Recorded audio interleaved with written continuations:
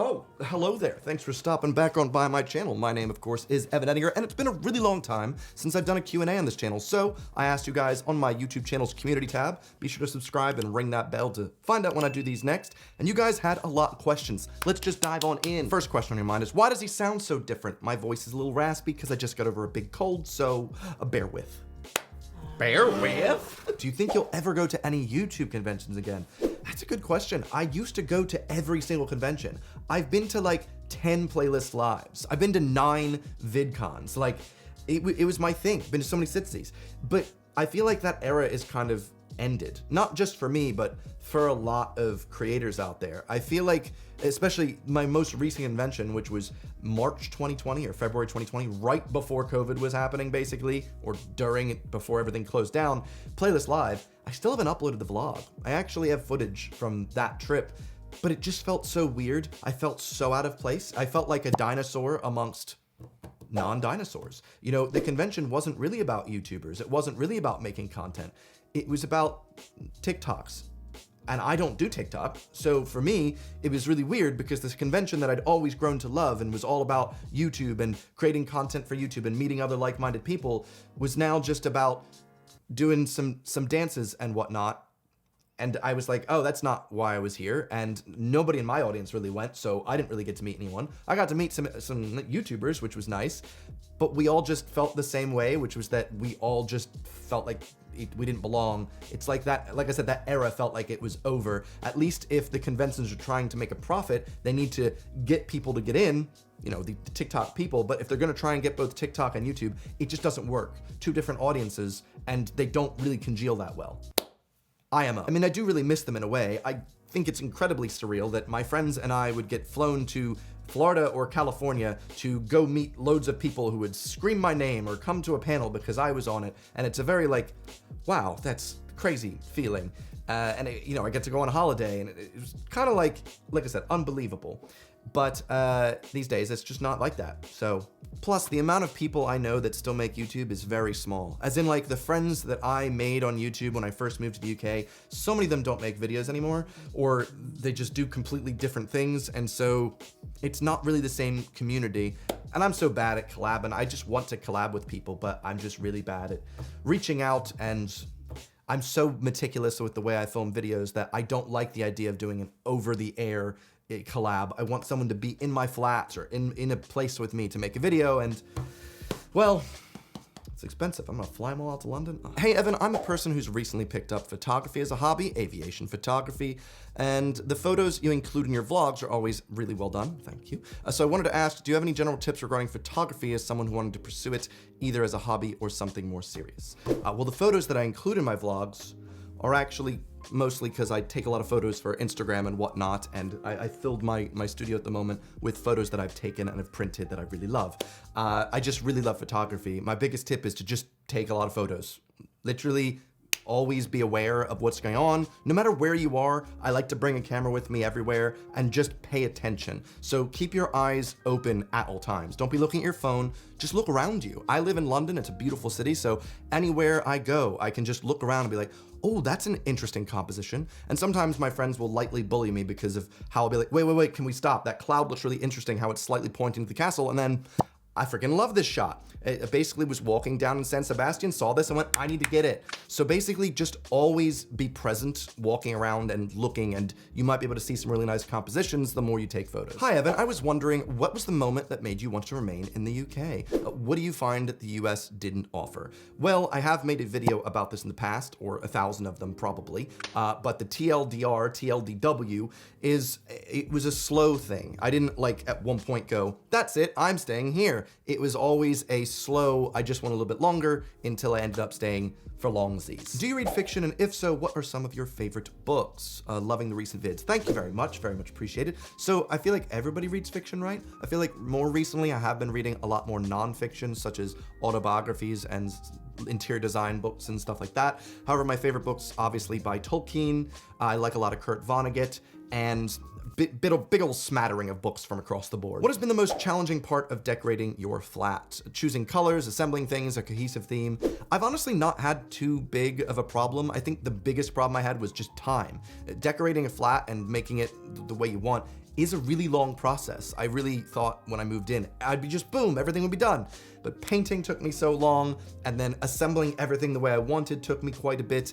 At this point, I plan on switching out this big thing back here for, you know, something a bit more useful than open shelving. I have open shelving over here now.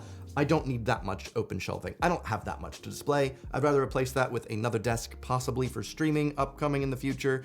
But also, I am a big fan of DIY now, so I think the biggest thing has been trying to find a way to save money rather than just buy something. Like, for instance, I had these drawers in the studio that I got for free, but they do not fit my theme at all. So instead I just bought some black paint, painted it over, bought some like walnut lining paper, and now it looks stunning. Very happy with it. What is your favorite houseplant? I do have quite a few houseplants. In this room alone, I've got quite a lot, actually. Most of my houseplants are in my living room, and my favorite is still just a cutting. I need to repot it sometime this week, but it was a gift from my girlfriend. It was a variegated monstera. He's so beautiful. I'm so excited for him to one day grow into a whole plant, but right now he's just a leaf and some roots. How do you plan out the editing for your videos so well? I don't, so I don't know. That's a very nice comment. Thank you. But I don't really plan the edit. I feel like more recently I've been very compare-y, so I've been comparing myself to a lot of other people on YouTube and being like, wow, I literally am the worst. That's mostly me recently. In terms of editing, I think my style is pretty basic. It's got a lot of flourish, but not really of the mode, not really the current themes of constant crash zooms and punching in and moving over. I do like a little bits of things, but I like it to be a bit more congealed. So how do I plan it? I basically talk the way that I know I'm going to want to edit things. So I might leave a gap like that, knowing that I'm gonna punch in.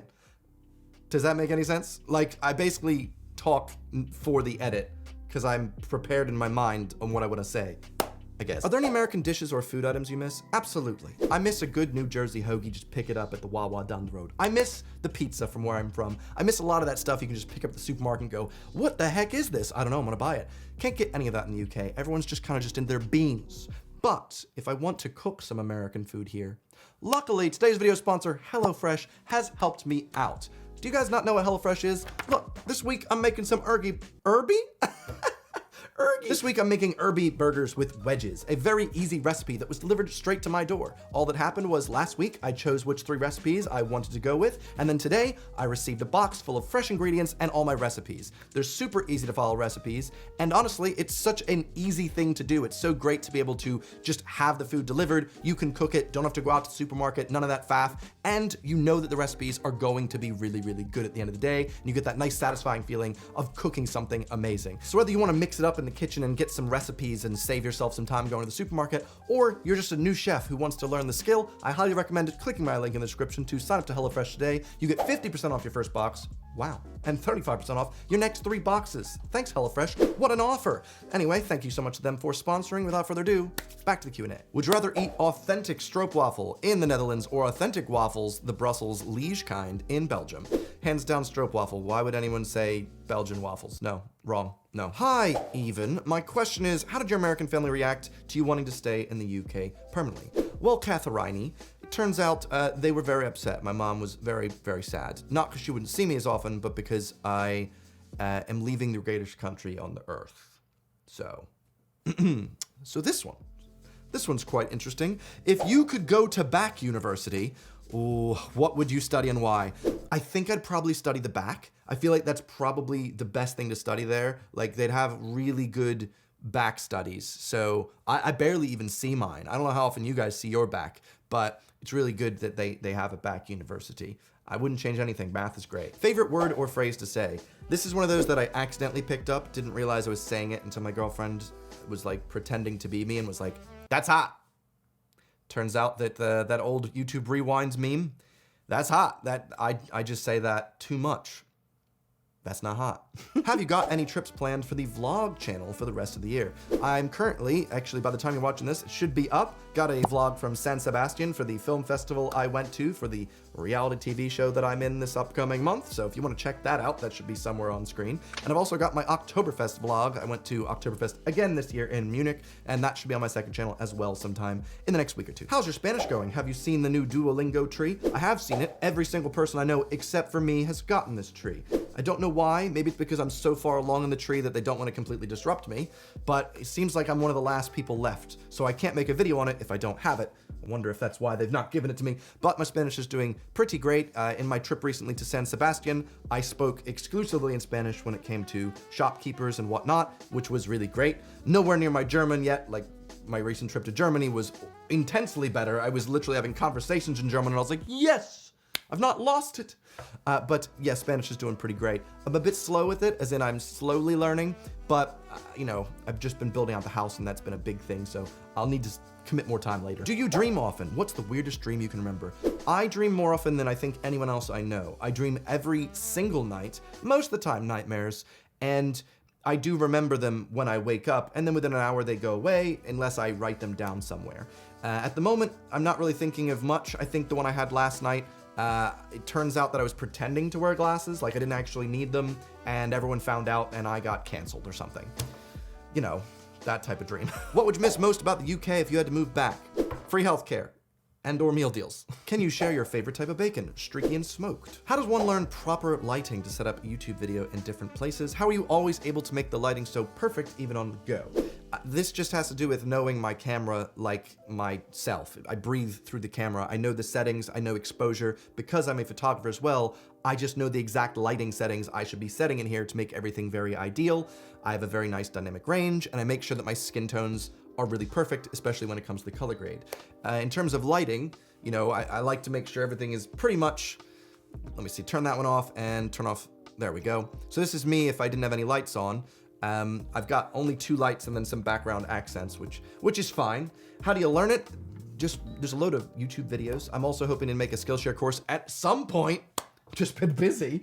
But honestly, it's a boring answer, but just keep making things. Just keep trying things. Just, you know, try. The more you make, the more you learn. So just keep making things and you'll just get better at it. And similar to my photography answer, just be aware, constantly be paying attention. Look at the way that lighting looks on certain people's faces in certain scenarios, and you'll be able to pick up what looks nicest. At least that's how I do it. Ooh, any plans to come back on Twitch? For those of you unaware, I Twitch streamed for like 3 or 4 years pretty regularly when I lived in Chiswick, and it was a really fun time. Did loads of different video games.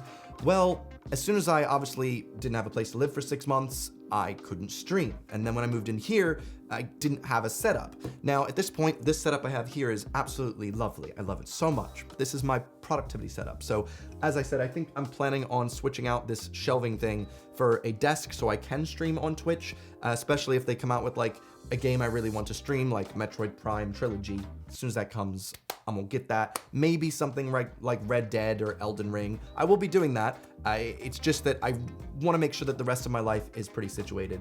In terms of why I've not had time, well, I got in a relationship and I realized, you know, things that are really important to me aren't necessarily all the things I was doing before.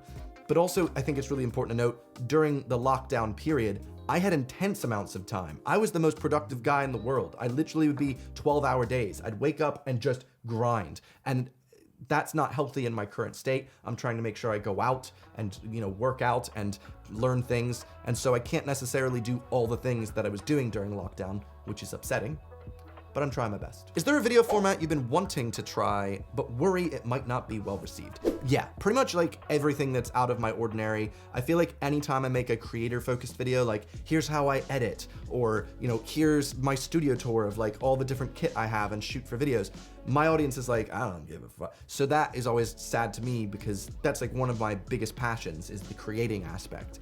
And the fact that my audience isn't necessarily into that and then algorithmically gets pushed down, it is sad. And so I don't get to make them as often. Otherwise, you know, I'm spending a huge amount of time on something that isn't going to like financially make up the time that I'm spending. But I still plan on doing a couple of those, hopefully by the end of the year. Especially because now that I'm nearly finished the entire house, the flat tour, will one day arrive, and with it, the studio tour, how I light these videos, how I do everything. I'll be doing that on this channel as well, even if not that many people watch it. As bonkers as the London housing market is, what type of property would you want to live in if money was no object? Well, I'd have a garden. I'm really big into plants, and I just wish I had a nice sized yard. So like my ideal place wouldn't be a flat, it would be a house with a couple bedrooms, enough room for, you know, a family, and also a garden so I could have like some fruit trees, maybe some other types of plants. So yeah, pretty much just big house, big garden. That would be nice. Was there a book you read that still has an impact on you today? Yes, I really liked Zen and the Art of Motorcycle Maintenance. I thought it was a really moving book. I plan on reading that again sometime soon. Aus welchem Land kommen die meisten deiner Zuschauer?